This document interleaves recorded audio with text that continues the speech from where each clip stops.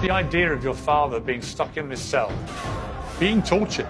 He's in a very small cell, 22 hours a day at the moment. There have been 10 people who have died in that prison. What is your message to General Asim Munir, the current leader in Pakistan? Respect democracy, respect the will of the Pakistani people, and respect the rule of law.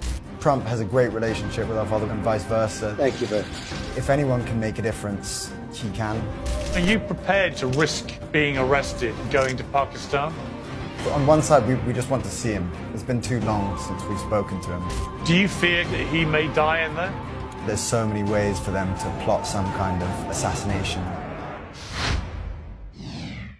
Pakistan's former Prime Minister Imran Khan has now been in jail for almost 2 years. He's currently serving a 14-year sentence on corruption charges he's always denied. His wife Bushra is serving 7 years.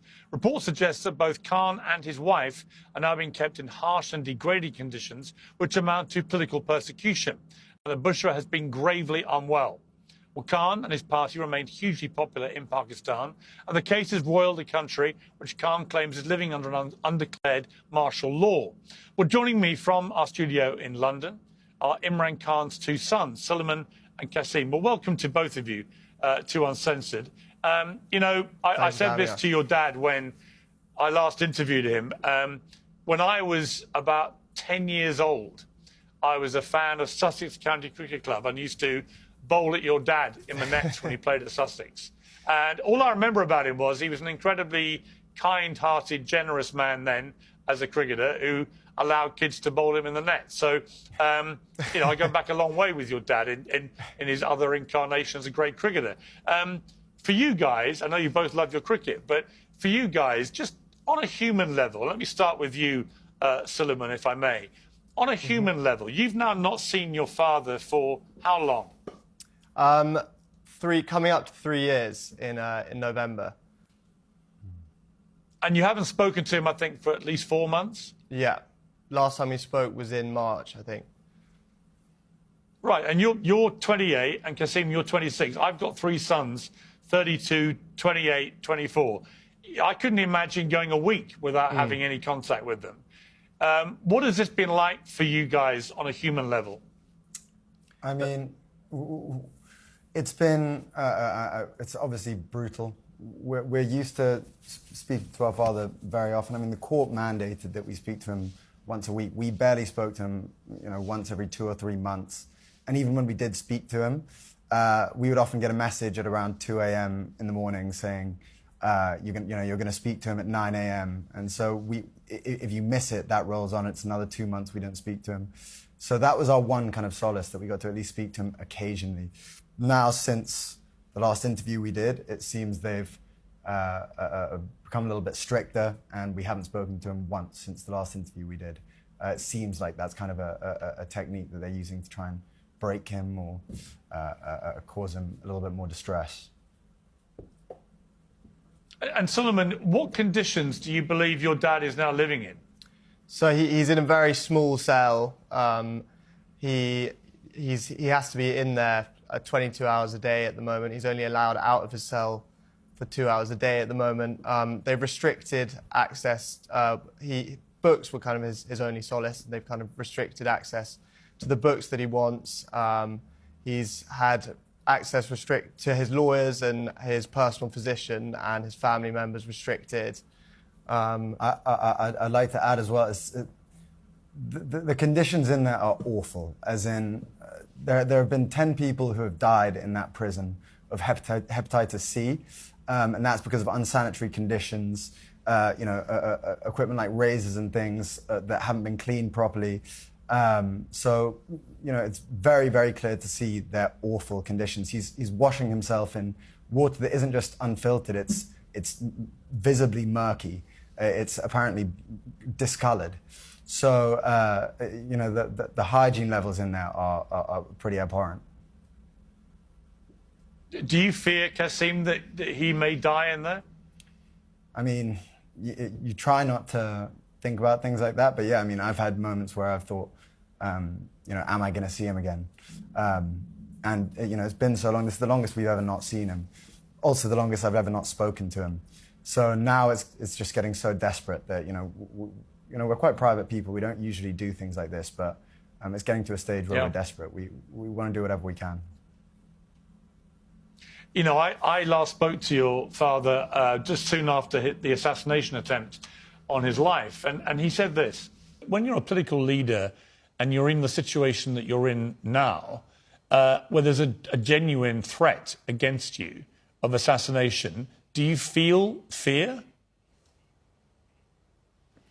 No, you know, Piers, when I entered politics, I actually had conquered my fear of dying.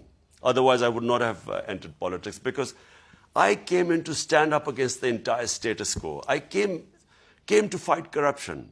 Today, the entire political spectrum, 16 parties on one side and I'm on the other side. And because this was the status quo, which is 60 years of our last 62 years, half has been ruled by military and half by these two families. So I came to fight these two families. You know, he's shown extraordinary courage there, Qasim. You know, I'm not surprised. He's as a political leader, he's behaved exactly the way he did as a cricketer. You know, showing great courage and leadership and so on.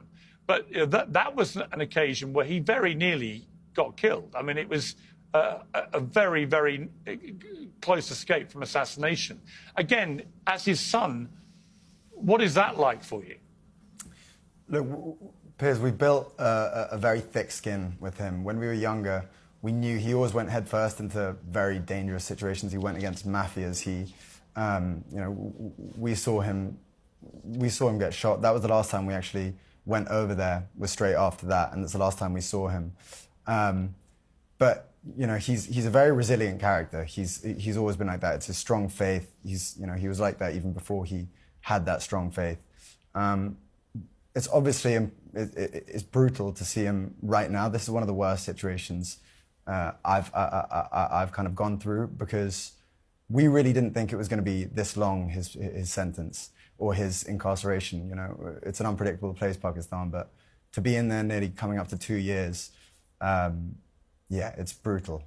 So it's the first time I've really wavered a little bit on my faith in him being okay.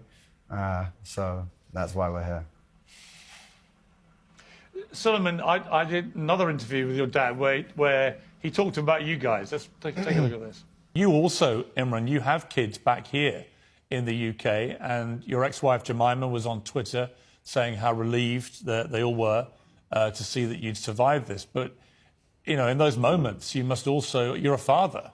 You know, what were your thoughts once you knew you'd survived about your sons? Did you want to speak to them quickly? Because obviously they would hear about it perhaps before you could even talk to them. I went to the hospital, 2 hours drive. The moment I got there, then I spoke to my sons. And of course, I spoke to my wife, both of them. My wife actually was remarkable. You know, the fact that I was saved, she was quite relieved. But my boys were sort of quite worried. And I hope to see them soon.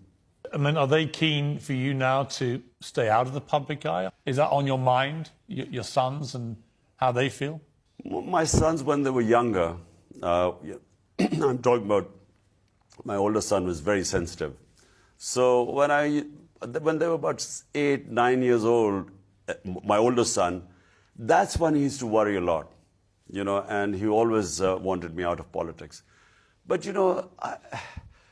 I feel that, we human beings have a responsibility to our society. And this is the spiritual way of life. There are two ways. One is material yourself. The other is the spiritual. And some 30 years ago, when I went on the spiritual path, that's the only reason I came into politics, because I realized I had a responsibility being so privileged in this country. How do you feel watching that back, Sulaman?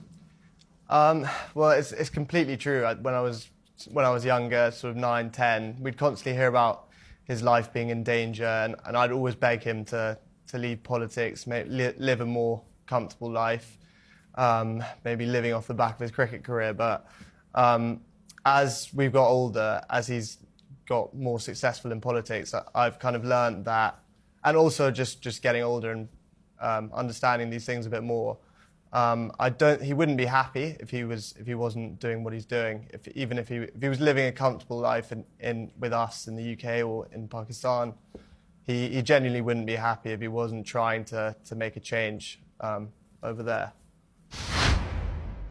What if you could delay your next 2 mortgage payments? That's right. Imagine putting those 2 payments in your pocket and finally getting a little breathing room. It's possible when you call American Financing today.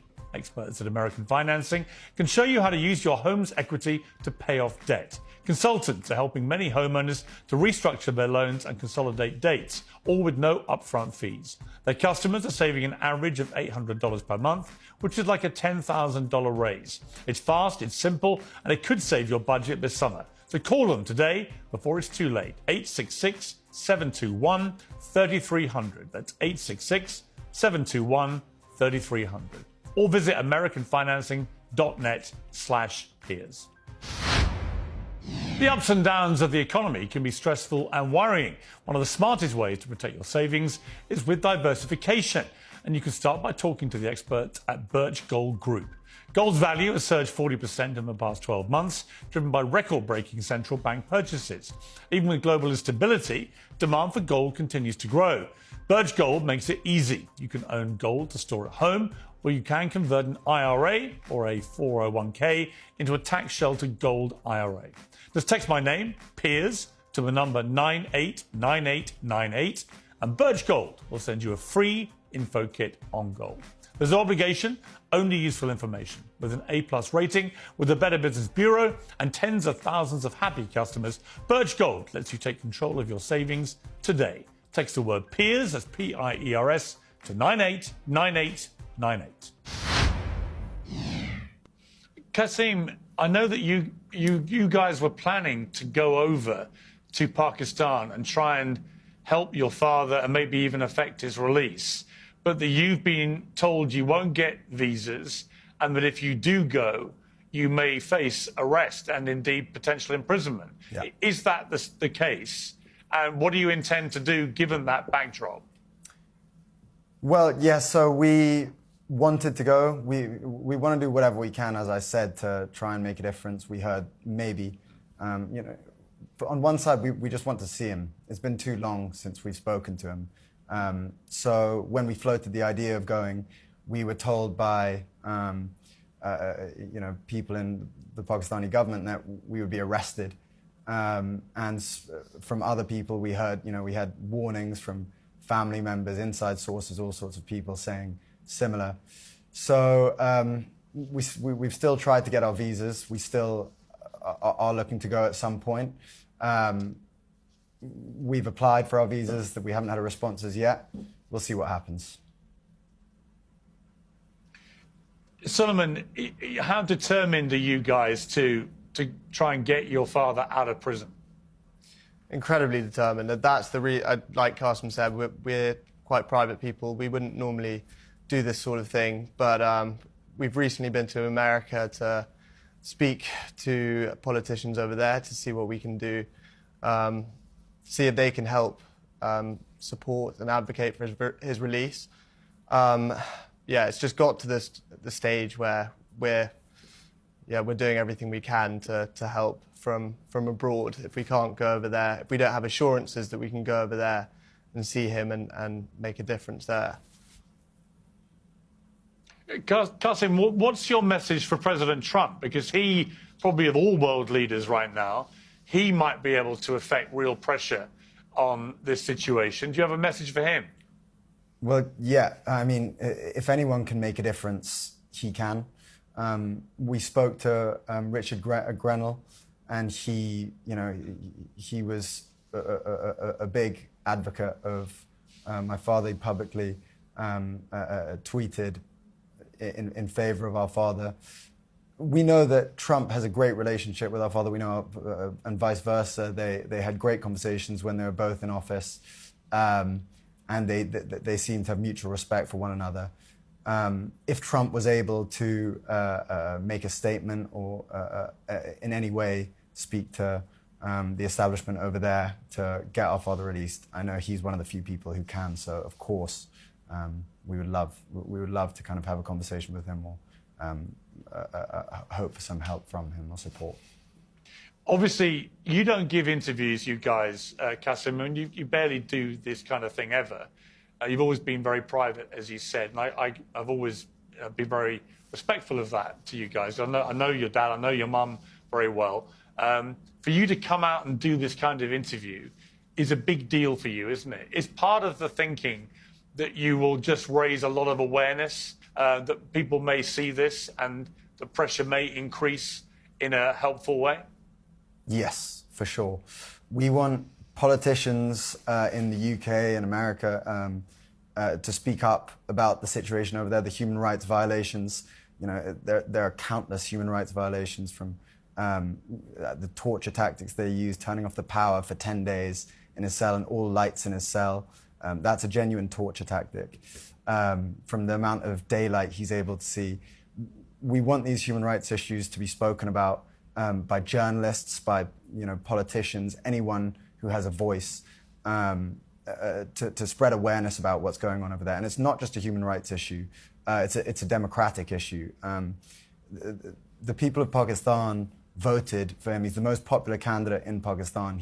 The people, 250 million people in Pakistan, deserve to have their voices heard. So. If anything, we would just say to speak out. Don't be afraid to speak out about this situation, and give some support to what's going on to his situation, what's going on over there. Suleiman, have you had a chance to talk to the British Prime Minister, Sir Keir Starmer? No, we haven't. But we would love a chance to speak to anyone, any sort of senior figure in the British government. Or David Lammy, the Foreign Secretary? Indirectly, through our mother, but no, not directly. I really, like I said, I started this with talking to you about this on a human level. Just as a father of 3 boys myself, it's a heartbreaking situation that you guys have found yourself in, and I just think it must be an intolerable stress on you. I mean, Qasim, you talked about torture there. Just the idea of your father being stuck in this cell, being tortured as a political prisoner, as many people see him. That must be incredibly stressful. How are you getting on with just regular life with this going on? I mean, it's difficult. You have to disassociate to a certain degree. I get on with my work. I'm busy. I run a company here, so I try and just focus on my day-to-day. But at moments like this, you have to realize that everyone has a duty in their life, and we're born into a lot of privilege. We're very lucky, and so one thing we have to do is just focus on this as much as possible right now and try and get him out of this situation. He's done so much for the people of Pakistan. He built the first cancer hospital in Pakistan. He's built universities there. He won the World Cup in '92. The people of Pakistan adore him, and for good reason. And the least we can do is, as sons, is try and speak up about this and try and make some kind of impact. So even if it is a little bit painful, speaking about it is the very least we can do. And Suleiman, he's been convicted in Pakistan of corruption charges, as has his wife. What is your response to that?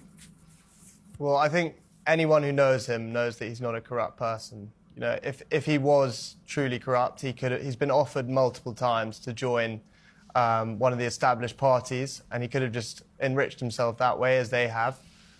Instead, he chose to start his own party 30 years ago. Took him 20 years to even be taken seriously in politics. And not, he could have lived a comfortable life, like I've said, off the back of his cricket career. The whole reason that he started his party in the first place was to fight the kind of rampant corruption that that Pakistan has suffered from since its inception, really.